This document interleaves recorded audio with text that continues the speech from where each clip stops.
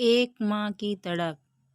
सर्दियों के मौसम में एक बूढ़ी औरत अपने घर के कोने में ठंड से तड़प रही थी। जवानी में उसके पति का देहांत हो गया था। घर में एक छोटा बेटा था।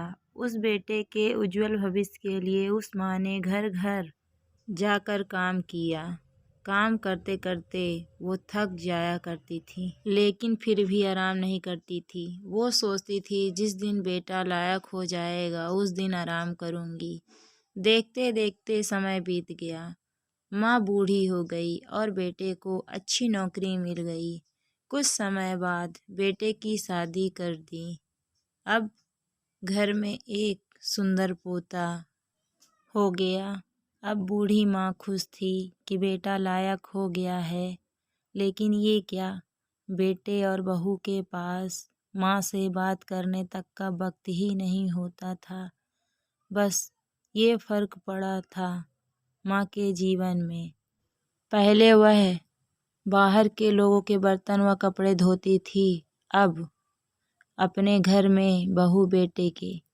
फिर भी खुश थी क्योंकि औलाद उसकी थी। सर्दियों के मौसम में एक टूटी चारपाई पर बिल्कुल बाहर वाले कमरे में एक फटे से कंबल में सिमट कर माँ लेटी थी और सोच रही थी कि आज बेटे को कहूँगी मुझे बहुत ठंड लगती है, एक नया कंबल ला दे।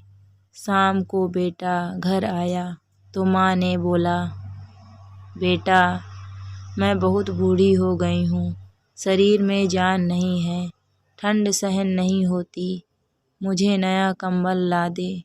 तभी बेटा गुस्से में बोला, इस महीने घर के राशन और बच्चे के एडमिशन में बहुत खर्च हो गया, कुछ पैसे हैं पर तुम्हारी बहू के लिए शॉल लाना है।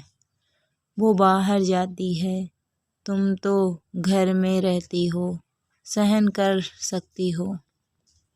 ये सर्दी निकाल लो, अगले साल ला दूँगा। बेटे की बात सुनकर माँ चुपचाप सिमटकर कंबल में सो गई। अगले सुबह देखा तो माँ इस दुनिया में नहीं रही। सब रिश्तेदार पड़ोसी एकत्रित हुए। बेटे ने माँ की अंतिम यात्रा में कोई कमी नहीं छोड़ी थी। माँ की बहुत अच्छी अर्थी सजाई थी। बहुत महंगा शॉल माँ को उड़ाया था। सारी दुनिया अंतिम संस्कार देखकर कह रही थी, हमको भी हर जन्म में भगवान ऐसा ही बेटा मिले।